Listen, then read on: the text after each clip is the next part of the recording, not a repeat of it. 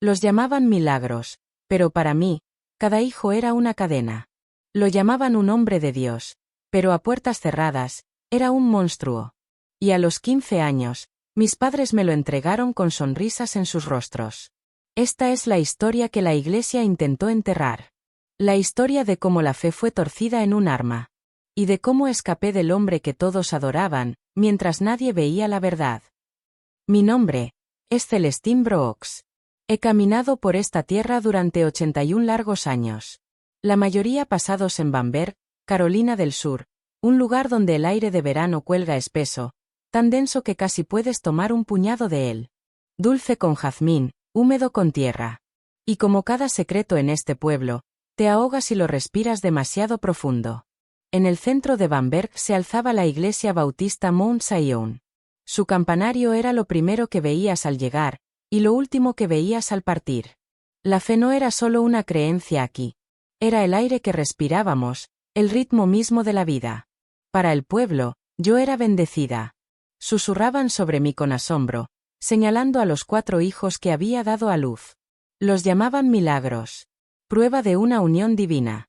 Prueba de la mano de Dios en mi vida. Pero lo que ellos no veían, era que cada vez que sostenía a uno de esos bebés en mis brazos, una parte de mi alma sentía que se deslizaba fuera de mí. Lo que ellos llamaban bendiciones, yo sabía en mis huesos, eran cadenas. Y todo comenzó en una noche tormentosa, la noche en que terminó mi infancia. ¿Y si el hombre en quien más confiaban tus padres, fuera el mismo que te destruyó? Era una noche de agosto, cuando los cielos sobre Bamberg se abrieron con truenos. La lluvia golpeaba el techo de hojalata, y las paredes de nuestra pequeña casa temblaban como si pudieran ceder. Estábamos todos acurrucados en la sala, cuando se escuchó un golpe en la puerta. No un golpe tímido. Firme. Autoritario. De esos que no piden permiso, lo exigen. Mi padre abrió, y allí estaba él. El pastor Jeremiah Calvel. Una figura imponente en nuestro pequeño mundo. La tormenta rugía detrás de él, como si la hubiera cargado sobre sus hombros. Su abrigo goteaba lluvia, sus ojos ardían con algo que yo aún no entendía. Entró, se sacudió la tormenta y fijó su mirada en mí. Traté de desaparecer entre las sombras, pero sus ojos me encontraron, pesados e implacables. Entonces habló. Su voz recorrió la habitación como si fuera la misma escritura. Dijo que Dios le había dado una visión. Que yo, Celestine Brooks, había sido elegida para un propósito divino. Elegida para ser su esposa espiritual. Mi madre lloró de alegría. La cabeza de mi padre se inclinó en reverencia. Ellos creían estar presenciando un milagro. Pero yo sabía, en lo más profundo de mis huesos, que era mi fin. A los 15 años, no me dieron una elección, solo una sentencia. Una jaula no siempre necesita barrotes de hierro, a veces la fe es suficiente. Después de la llamada ceremonia me mudaron a la casa pastoral. No a la casa principal, no. Mi lugar era un pequeño anexo húmedo escondido detrás de la cocina. Una cama angosta. Una sola ventana que miraba a una pared de ladrillos. Olía a moho, y a silencio. Su esposa, la hermana Rebecca, me recibió con una extraña y cansada sonrisa. Sin furia. Sin preguntas. Solo aceptación silenciosa, como si mi presencia fuera otro sermón que ya había memorizado. Las noches llegaban rápido. Esas eran sus horas. Entraba en mi habitación, susurrando oraciones mientras me aplastaba con su peso, llamándolo santo, llamándolo unión.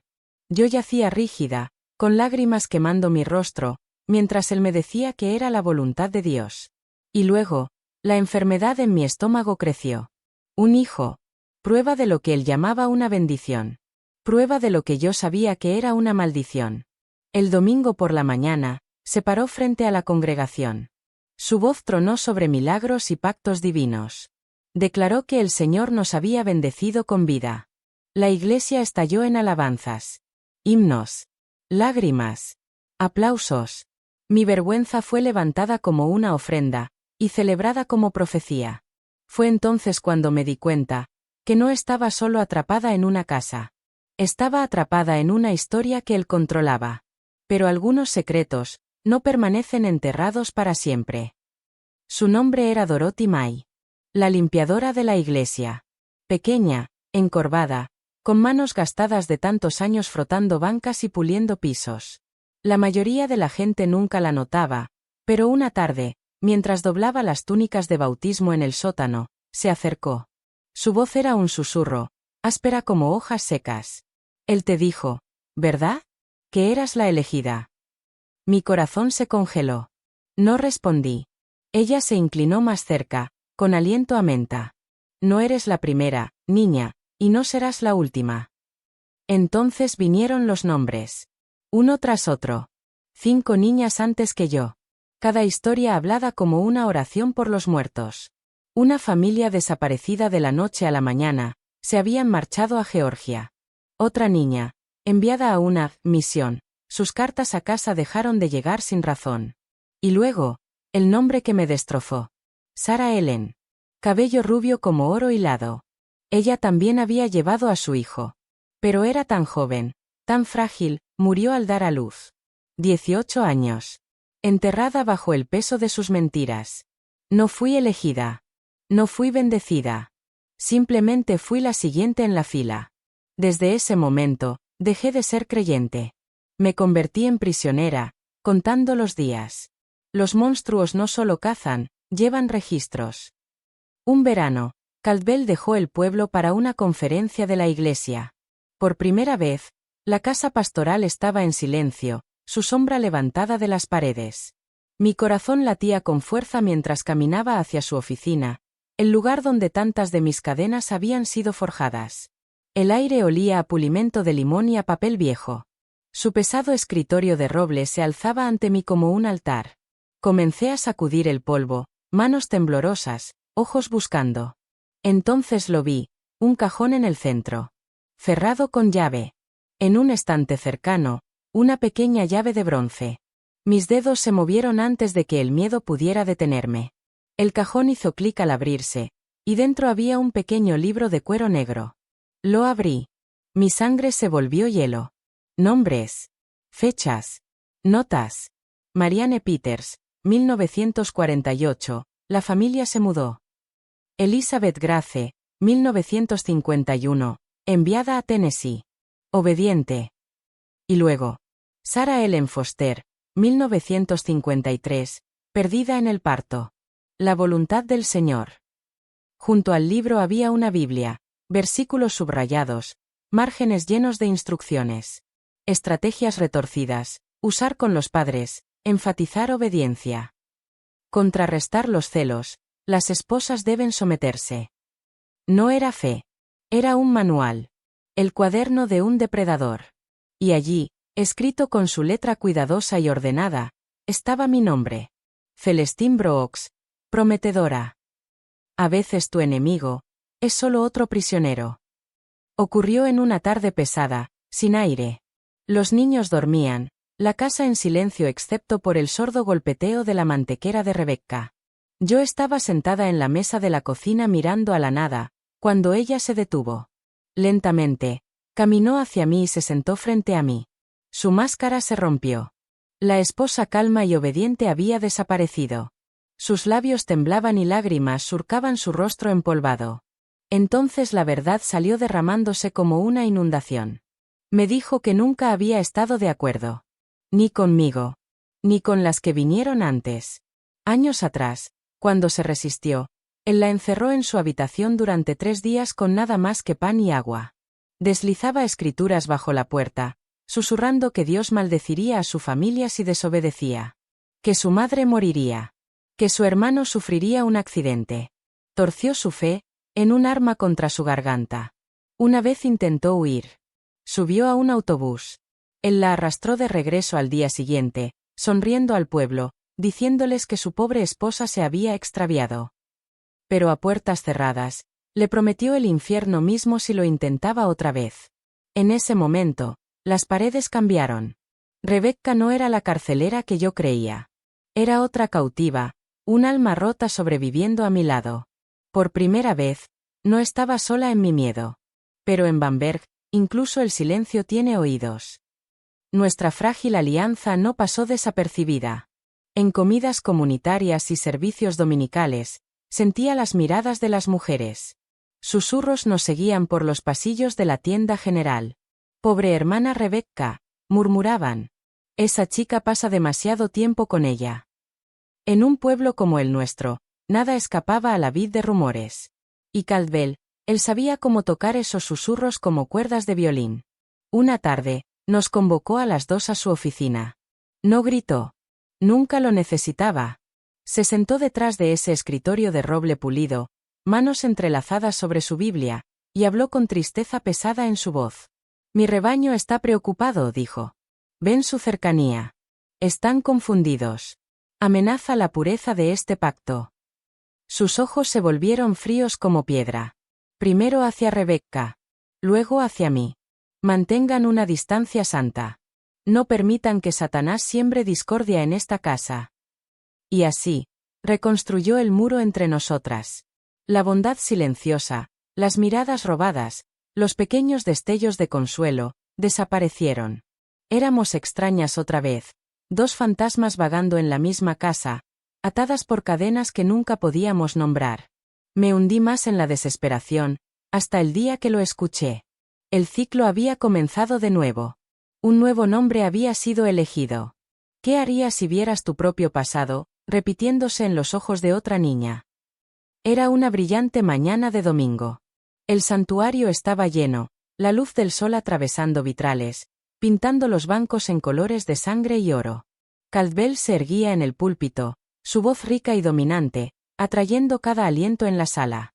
Entonces su tono cambió. Habló de visiones. De Dios eligiendo un nuevo vaso para su obra. Y luego, dijo su nombre. Linda Sue Patterson. 15 años. Una chica callada, pecosa, del coro juvenil.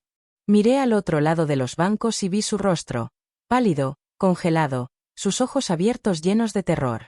Era mi propio reflejo, la misma expresión que yo llevaba aquella noche tormentosa años atrás. Sus padres sonreían con orgullo, lágrimas en los ojos. Creían que Dios había tocado a su hija. Pero yo sabía la verdad. Conocía la mentira. Algo dentro de mí se encendió. Una rabia más ardiente que cualquier miedo. Mi vacilación, mi sumisión, se quemaron en un instante. Esto ya no se trataba de mí. No era solo cuestión de sobrevivir. Era cuestión de detener el ciclo. De proteger al próximo cordero del sacrificio. Juró aquella noche, que él no la tendría. Y que tampoco me retendría a mí. La libertad no llega como un regalo, llega como un robo. Esa noche, mientras la casa permanecía en silencio, reuní a mis hijos. Samuel, David, la pequeña Lee, y el cuarto, aún creciendo dentro de mí.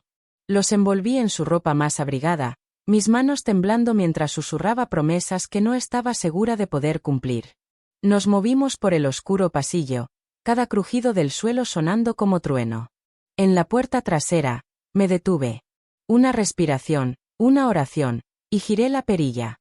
El aire nocturno golpeó mi rostro, frío, húmedo, vivo. Nos deslizamos en las sombras, corazones latiendo con fuerza, pies crujiendo suavemente sobre la grava. En el banco de la encrucijada, donde paraban los autobuses de larga distancia, me senté con mis hijos. Las monedas en mi mano se sentían como cenizas. No eran suficientes. El amanecer aún estaba a horas de distancia. Mi pecho se apretaba con desesperación.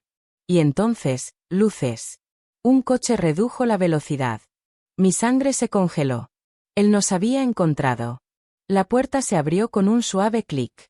Pero no era Caldwell. Era Rebecca. Pálida, temblorosa, sus ojos abiertos de terror y de misericordia. Me presionó un sobregrueso en la mano. «Vete», susurró. «No te detengas.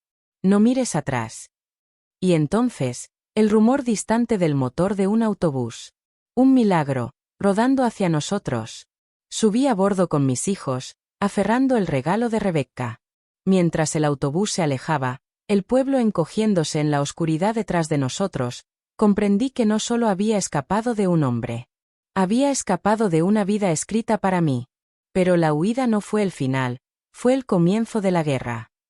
La vida en Charleston era dura, pero era honesta. Restregué pisos hasta que mis manos sangraron, lavé platos hasta que me dolió la espalda. Y aún así, cada dolor era libertad.